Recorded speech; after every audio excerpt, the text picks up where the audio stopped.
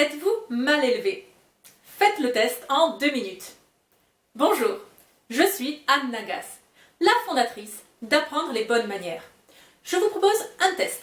10 questions, vous allez spontanément y répondre dans votre tête. À la fin, vous saurez quels sont les axes d'amélioration qui sont possibles pour vous. Première question. Avez-vous remercié après toutes les invitations et toutes les rencontres? Un SMS de château dans les 24 heures qui suivent l'événement? Un mail? Et je dis remercier, pas qu'après un mariage, un grand événement, mais après toute interaction humaine, même le café entre amis. 2. Les situations suivantes. Ne pas répondre à un SMS dans les 24 ou 48 heures. Nous sommes à l'ère de la communication et plus personne ne communique. C'est un très grave problème. Pour les mails, 4 jours à 1 semaine pour répondre. Bien entendu, il y a des exceptions. Pour certains de vos correspondants, vous avez un rythme de dialogue et d'échange qui est différent. Pour cela, très bien, tant qu'il y a un rythme. Mais pour tous ces one-shot, est-ce que vous répondez dans les 4 jours? Et un SMS dans les heures qui suivent? 3. Avez-vous zioté sur votre portable en présence d'un interlocuteur? 4. Avez-vous dit des gros mots ou des expressions vulgaires au cours des 24 dernières heures? Gros mots, vous comprenez très bien.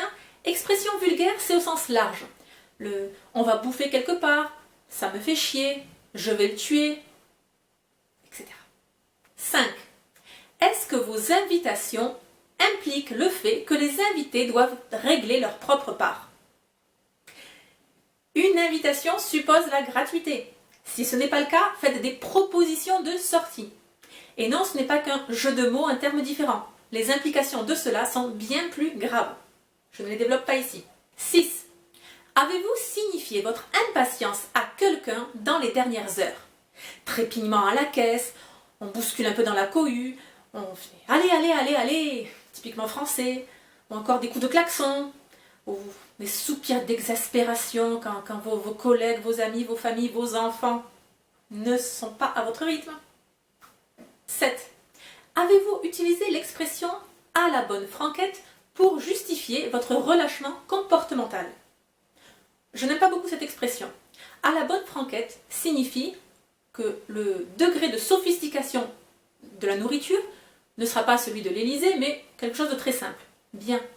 Mais souvent, on utilise cette expression pour justifier son relâchement total.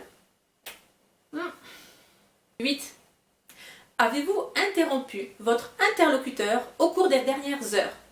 Coupez la parole. 9. Avez-vous mâché du chewing-gum récemment? 10. Utilisez-vous encore le langage SMS? Bilan. À vous de voir quels sont vos axes d'amélioration. Moi, je sais très bien, pour moi, c'est couper la parole à son interlocuteur. Malheureusement, après des années d'efforts, ça m'arrive encore très fréquemment. C'est là-dessus que je vais travailler. Bonne chance à vous! Pour plus d'informations sur l'étiquette, le protocole, le savoir-vivre, rendez-vous sur le site Apprendre les bonnes manières. Vous y trouverez également le guide des mondanités, sous-titré « 7 leçons de savoir-vivre pour briller en société ». C'est gratuit et immédiat. On se retrouve bien vite dans une nouvelle vidéo. Abonnez-vous à la chaîne YouTube et n'oubliez pas, la bienséance fait la différence.